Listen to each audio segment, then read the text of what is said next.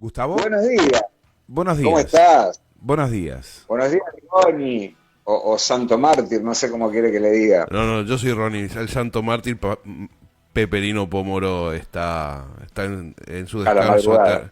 Claro, no, él está en su descanso eterno. Yo nada más que soy un comunicador de su peregrinar. No, yo pensé que eras así como un superhéroe, que de día era Ronnie y de noche el Santo Mártir Peregrino No, Pómoro, no, pero no, se no, ve no, que no. no. No, no, no, no, no, no blasfememos el nombre de Santo Mártir. Es un fiel de él. Yo nada más Claro, soy, claro, sí, sí, yo sí. nada más soy un Yo portador. en su momento también escuchaba a su vocero televisivo que me hacía emocionar mucho. Sí, Sí, sí. un genio, un genio. Gu- Exactamente. Gustavo, Bueno, ¿cómo estás tantos días que han pasado? Del martes ahora, es más, tuviste el lunes y martes, pero bueno, se sigue cosechando información de lo que pasa en la Argentina. sí, habría que hacer una columna de 24 horas diarias, Más o más o menos, menos. sí. Sí, un continuado. Porque, bueno, yo te mandé el listado, una de las cosas que realmente estaban ocurriendo era la cuestión de los despidos en el área del Estado, ¿no? Esa cuestión de la motosierra en áreas del Estado. Pero yo quería arrancar por un punto. En esta semana, Sergio Massa, el ex candidato a presidente por Unión por la Patria y ex ministro de Economía y ex muchas cosas, eh, estuvo en un congreso del Frente Renovador y dijo una frase que puede ser re bonita, pero que a mí me llama a la reflexión. Dijo, el error es pararnos con el dedo acusador y pretender decirle a la gente que se equivocó a la hora de votar. La gente no se equivoca, en todo caso la estafan. Bien, muy bonita la frase, por momentos a mí hasta me parece demagógica, me parece de populismo, mimar al votante por más que haya votado esta basura que tenemos como presidente, ¿no? Eh, y la estafa estaba a la vista, la estafa estaba a la vista, porque el tipo dijo que iba a terminar con la obra pública y eso no es una estafa, porque lo está haciendo. Y hubo trabajadores de empresas de construcción que estaban trabajando en obra pública que votaron por esa idea de terminar con la obra pública. Y ahora están llorando porque no tienen trabajo. Eliminar los subsidios al transporte. Y votaron por alguien que decía que iba a eliminar los subsidios al transporte, que ahora se quejan porque el transporte va a estar muy caro. Y las tarifas de luz y gas. Entonces, ahí no hay una cuestión de estafa. El tipo dijo lo que iba a hacer. La estafa puede ser eso que decía que vamos a recortar el ajuste, lo va a pagar la casta. Bueno, la casta no está pagando ningún ajuste, la casta se está beneficiando con la transferencia de ingresos de lo que nosotros estamos perdiendo por la licuación de nuestros ingresos. Y estos, los 5, 6, 10 empresarios que avalan a este monigote, se están llevando el resto. La casta se está súper beneficiando y se va a seguir beneficiando más si no le paran los pies o los pies. Claro. Bueno, entonces lo que dijo Sergio Massa puede ser muy bonito, pero está equivocado, absolutamente equivocado. No hubo estafa en grandes líneas, porque él dijo lo que iba a hacer y lo que se está haciendo, lo que está haciendo, es lo que prometió. Ahora, es cruento cuando se materializa. Es cruento cuando el despido no le pasa al otro, sino que me pasa a mí. Y yo lo voté y a mí me está despidiendo. Entonces, es muy injusto o muy necio que alguien levante la mano y diga, che, ¿por qué me despedí si yo te voté? Y jodete si te iban a despedir. Bueno, en fin. Pero, claro, antes de abordarla, porque lo que a mí más me interesa destacar ahora es la cuestión del desmantelamiento del Estado, que no es una estafa, fue una promesa. Este tipo, cuando era panelista y después cuando estaba en campaña, sí, a un cura, cualquier cosa, porque está desmantelando el Estado. Pero mientras tanto, nos entretiene con peleas internacionales, ¿no? Bueno, no me quería detener en esto, pero es justamente su mecanismo de distracción es generar conflictos internacionales, hacer estupideces, lo del barco chino que intentaron capturar, que en realidad no era un pesquero chino ni estaban dentro de las áreas jurisdiccionales argentinas. Bueno, pagadas. Pero sí, lo que en una entrevista con CNN en español, que todavía no se difundió, pero que sí en el canal pasaron el adelanto, en donde califica al presidente de Colombia, Gustavo Petro, como un terrorista asesino, y a AMLO, el presidente de México, como un ignorante. Bueno, la verdad que es tan idiota este tipo, es tan chiflado, es tan desproporcionado y negado de humanidad, que no mide las consecuencias de lo que está haciendo. Pero este foco de distracción que el tipo plantea con los presidentes latinoamericanos y con China, tiene que ver con la alianza absoluta que está teniendo. Yo ahora no voy a hacer un repaso porque nos va a distraer del objetivo fundamental, pero la alianza que hay con Estados Unidos hizo que el embajador norteamericano en Argentina, Stanley se llama, no me acuerdo el nombre de pila, haya tenido una agenda de reuniones casi secretas, no secretas, a la vista, con jueces, con dirigentes de la oposición, con miembros de la CGT durante todo marzo, y hasta en su cuenta de Twitter mostró orgulloso una foto en la provincia de Santa Cruz diciendo, otra provincia que anexo. Wow. Incluso hay una foto donde Mark Stanley dice, estuve reunido con jueces de Argentina. Y está la foto de los jueces, pero de espaldas. Bueno. Y cuando algunos periodistas le preguntaron quiénes eran los jueces que estaban, no, eso es información reservada. Eso es lo que estamos viviendo. Eso es lo que estamos viviendo. Fíjense el escándalo que se está armando con la embajada argentina en Venezuela, que ahora Patricia Bullrich va a mandar gendarmes para protegerla, porque la embajada argentina en Venezuela le ha dado asilo a muchos miembros de la oposición que tenían pedido de captura por la justicia, por delitos que habían cometido, económicos, políticos, atentados, y sin embargo la embajada argentina está generando un conflicto con Venezuela, con Colombia, con México, y vaya a saber con cuántos países más. Es increíble. China. Pero mientras tanto, sí, perdón. No, China también. Con China, bueno, con China ya son dos, por lo menos fundamental. Esto con lo del barco, supuestamente barco pesquero chino que estaba fuera de las jurisdicciones y que no era pesquero, fue el segundo conflicto. Y Taiwán. El conflicto más grave fue el de la semana pasada o la anterior, cuando el imbécil de Adorni, Manuel Adorni, el vocero presidencial, denunció que había llegado un envío de China para con medicamentos contra el COVID. Y se burlaba como diciendo, mirá qué tarde que llegó la ayuda. Y en realidad no era nada de eso.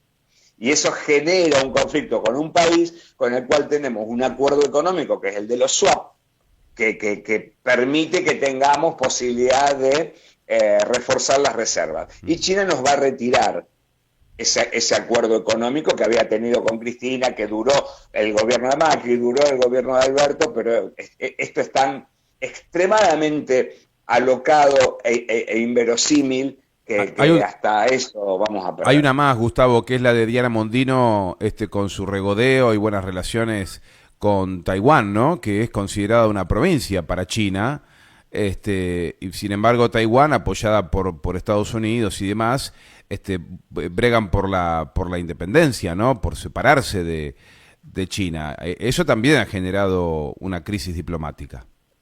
Sí, son provocaciones de gente que no sabe nada, pero que quiere provocar. No miden las consecuencias. Justamente eso es lo que establece la diferencia entre una persona racional y una persona irracional. La persona racional mide las consecuencias de sus actos y a veces se reprime de hacer ciertas cosas porque saben que puede provocar algo mucho más grave.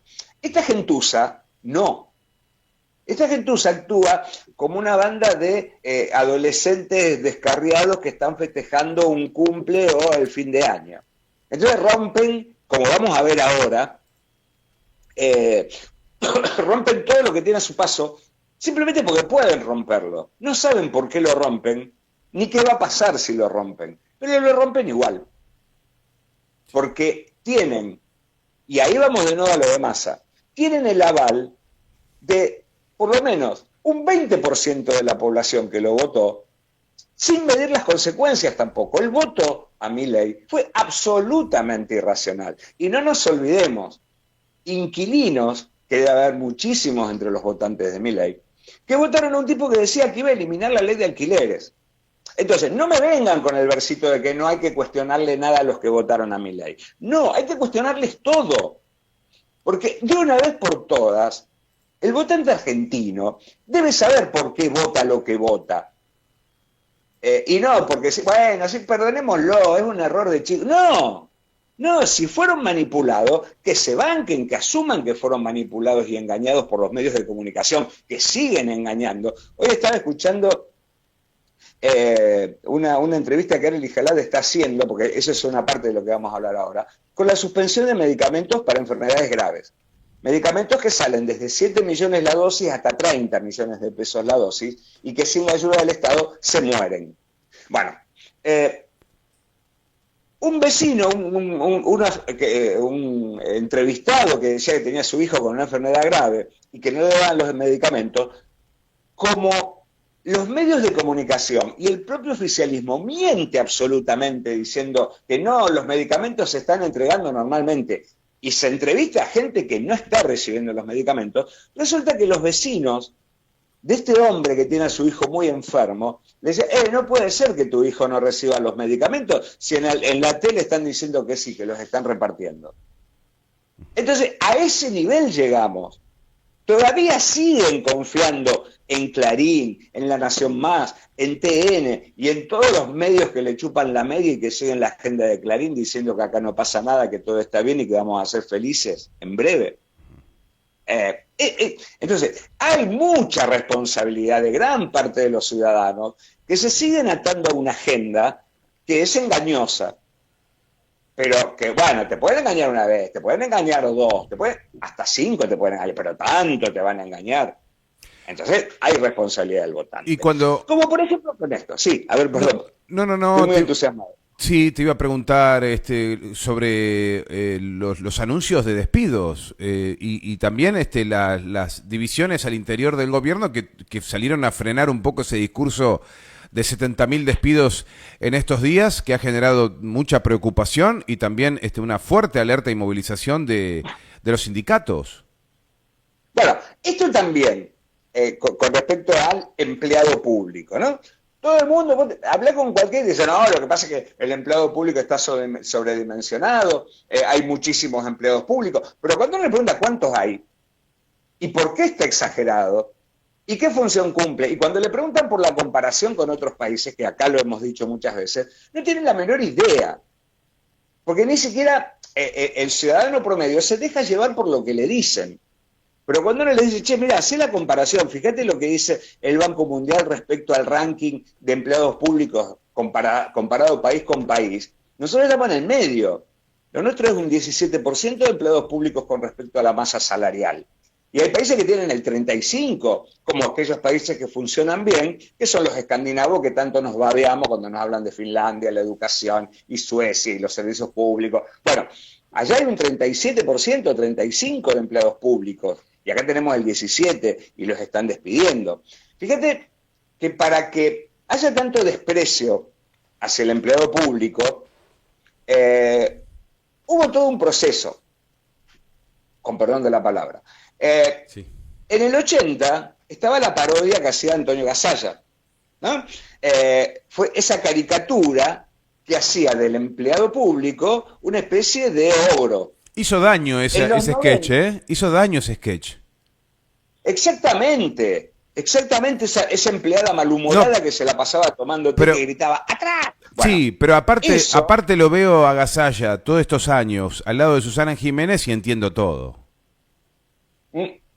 Sí, cuando empezó siendo una especie de humorista marginal en los 70 junto con Carlos Perciavale, que lo hacían en cabaret, en pequeños bares y qué sé yo. Después, cuando pasaron a la gloria, se convirtieron en gorilas, se convirtieron en oligarcas. Sí. Bueno, después en los 90, con la moda de comer ñoqui los 29, apareció la denominación de ñoqui. Ñoqui como aquel tipo que solamente iba a su empleo el día que se cobraba, la época que se pagaba con billetes, ¿no? O con un cheque. En el kirchnerismo hubo más variaciones contra el empleado público porque fueron 12 años de gloria que tuvimos con el primer kirchnerismo, y apareció lo de vagos, militantes, chorros, y ahora el estigma es lo de la cámpora, que todos los empleados públicos son de la cámpora, como dijo el otro día el imbécil con convicción Nacho Viale, ¿no? Que todos son de la cámpora, todos los empleados públicos son de la cámpora. Y volviendo, el votante se deja llevar por algo que es inverosímil. No te podés. Y si fueran todos de la cámpora, ¿cuál es el problema? La cámpora es una asociación, una agrupación política dentro de un espacio partidario, y primero que no deben ser todos de la cámpora. Bueno, pero en este marco de estigmatización del empleado público, de que son todos unos inútiles, de que son todos unos vagos, que no van a trabajar, es lo que alienta este despido de empleados del Estado, que uno lo puede ver sector por sector. Yo cuando veía el listado de la gente desafectada, eran 30 en un lugar, 40 en otro, 120 en otro, pero en el conjunto hace un número bastante importante. Y aparte las consecuencias que puede tener ese despido de empleados públicos. Pero lo importante es ver al presidente Javier Milei como que se le cae la babita cuando dice los 70.000 empleos públicos más que vamos a exterminar. Y ahí vemos también lo del votante, ¿no? El empresario, porque esto lo dijo en el marco de un Foro Económico Internacional de las Américas en esta semana, y había empresarios que aplaudían los despidos. A ver qué dicen esos empresarios si nosotros nos ponemos a aplaudir cuando una de sus empresas cierra o cuando se funden. A ver qué sentirían que ellos están anunciando que su empresa se funde y todos nosotros aplaudimos. Y eso es lo que falta, la empatía, el grado de humanidad. ¿Cómo vas a celebrar que se despiden empleados de la esfera del Estado? Y para reforzar un poco esto, más allá de la discusión del número, es los lugares que afectan. Yo te compartí ayer un excelente editorial de Ariel Ijalad, en donde habla de que despidiendo empleados del Estado nos están despidiendo a todos nosotros. Porque no sabemos las consecuencias que va a tener que eliminen gente de la Secretaría de Comercio, que eliminen gente del SENASA. El SENASA es... vamos a hacer una cuestión histórica. En los 90 se cerró el SENASA. ¿Cuál fue la consecuencia que tuvimos? Que durante muchos años no pudimos exportar carne de vaca por la fiebre aftosa. Porque se produjo un brote de fiebre aftosa y no pudimos exportar carne. Y no es tan fácil volver a los mercados internacionales después. No, y a generar confianza. Lo que le pasó a Inglaterra con la gripe aviar en su momento, o con la vaca loca. Los organismos del Estado sirven para controlar lo que a los privados les importa un pepino, aunque después tenga que pagar la consecuencia. ¿Y por qué les importa un pepino a los productores agropecuarios que sus productos estén empestados? Porque después viene el Estado y los ayuda. Después viene el Estado y los ayuda con crédito, con beneficios, como están haciendo ahora muchas empresas de la CAME que están pidiendo al ministro de Economía que le baje un poco los impuestos, porque no pueden sustentar sus empresas. El Estado está mal para beneficiar a la mayoría, pero para el beneficio de la minoría, el Estado es muy importante. Pero bueno, esa es la importancia del SENASA, por ejemplo. El INTA. Van a cerrar el INTA. El Servicio Meteorológico Nacional, que uno no tiene el Servicio Meteorológico Nacional en el teléfono, va a llover mañana, pero para los productores agropecuarios, que no solamente tienen el aviso de alerta cuando hay granizo, tormenta fuerte, cuando hay sequía, sino que también los tractores que están robotizados se manejan también por los satélites del Servicio Meteorológico Nacional. Es decir, que hay un montón de funciones.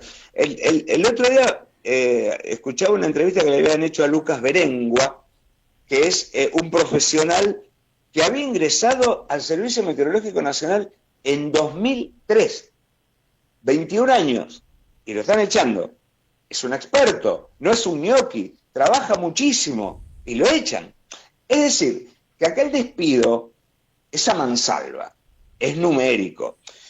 También me enteré que en el Ministerio de Capital Inhumano también están echando gente, cuando Milei había dicho que es el único ministerio que va a tener la billetera abierta, pero despide empleados. Es un desquicio. Están echando gente de Vialidad Nacional. Es decir, que no va a haber mantenimiento en rutas ni controles de alcoholemia en las rutas nacionales. ¿Con qué seguridad puede salir uno a la ruta sabiendo que puede enfrentarse uno que va con, qué sé yo, 5 botellas de vino encima y va manejando? Dios mío. Es muy grave.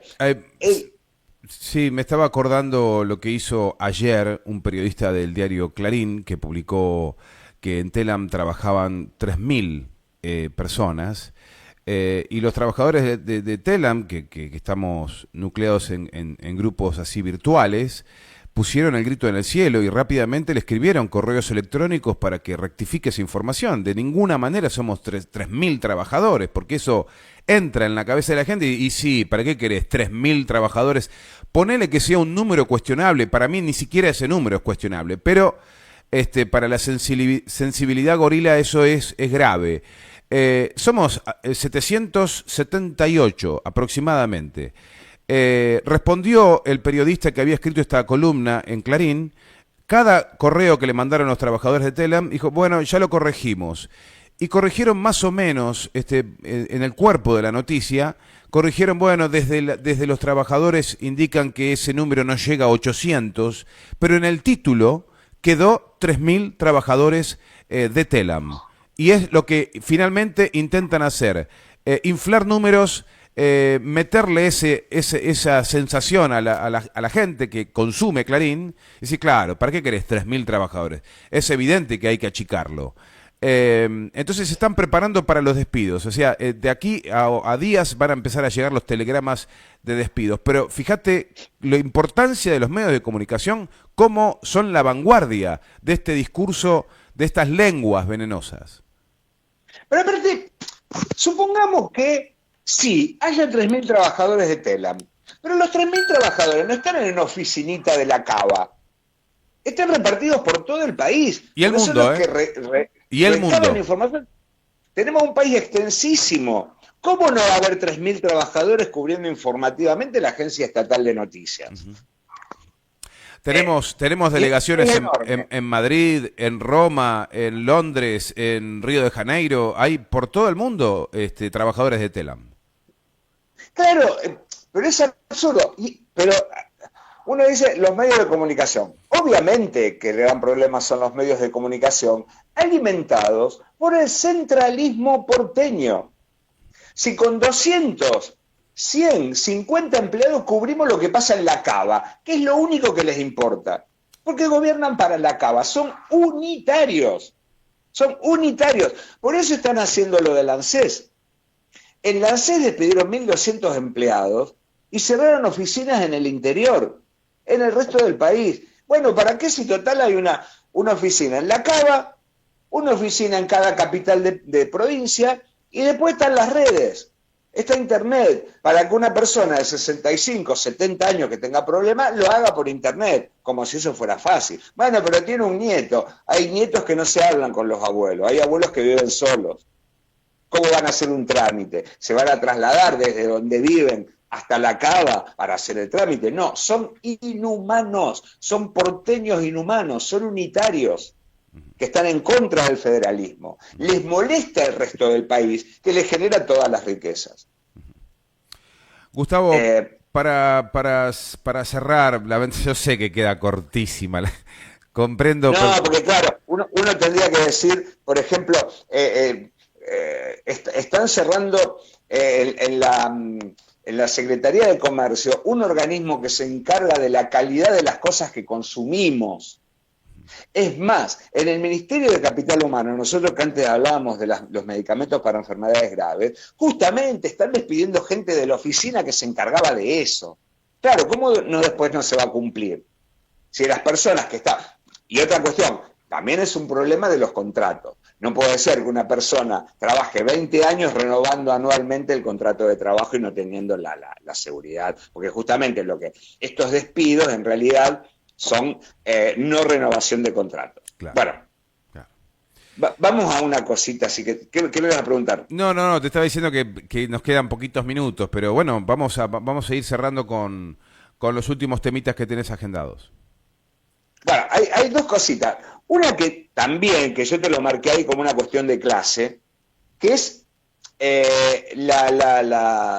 empezar a cerrar cooperativas, que lo anunció Adorni, que Adorni, más que un vocero, parece ser parte del Poder Ejecutivo, como el alter ego de Milei, porque es el que da información que después se desmiente o que después no es tan así.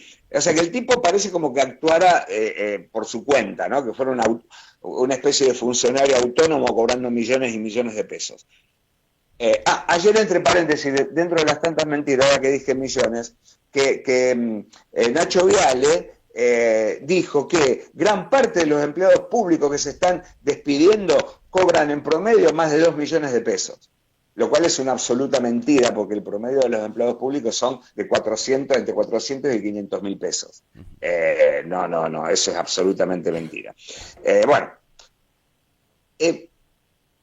el vocero presidencial Manuel Adorni dijo que van a empezar a ver de qué manera empezar a cerrar cooperativas, porque las cooperativas están gastando muchísima plata del Estado, y desde la asociación de cooperativas dijeron, no, somos autónomos. No, pero comparten mail. Y sí, compartimos mail porque tenemos los mismos administradores. Pero comparten domicilio. Y compartimos domicilio porque no tenemos los bienes ni la asistencia del Estado para comprar nuestros propios edificios. Bueno, toda una cuestión de que van a emprender las cooperativas, que fueron una solución para muchas personas, muchísimas personas, para generar su propio trabajo y ser autónomos. Hasta eso, porque les molesta que la gente se organice. Y después, también les molesta que nosotros nos desarrollemos, porque la Comisión Nacional de Energía Atómica, que a uno le parece como muy lejano, tuvo que suspender la ejecución de 2 reactores, el Karen y el RA-10, que ya no tienen presupuesto. Y uno dice, bueno, 2 reactores nucleares, piensan en Hiroshima, Nagasaki, ¿para qué queremos cosas nucleares? No, estos 2 reactores que estaban a punto de terminarse y que solo 2 países producen este tipo de reactores, que tienen uso en la medicina y en la generación de microchips para celulares, para televisores, para computadoras, y que ya tenían pedido de ventas del extranjero, lo cerraron. Ni siquiera tienen visión de negocio. Odian tanto el país que lo único que quieren es que produzcamos materias primas para exportar. Dios mío. Es un reactor multipropósito más moderno del planeta, el RA-10. Y que nos iba a permitir exportarlos, y que ya tenían muchos encargados de los 2 tipos de reactores nucleares, y lo cancelaron. Lo tuvieron que cancelar. Está bien, esto es muy sutil para el votante de Milei, pero es un elemento más para estar en contra de lo que está haciendo. Porque tanto que hablan del desarrollo, los tipos no dicen una palabra de cómo van a desarrollar el país. El único desarrollo es convertirnos en colonia como éramos en principios del siglo XX, fines del XIX.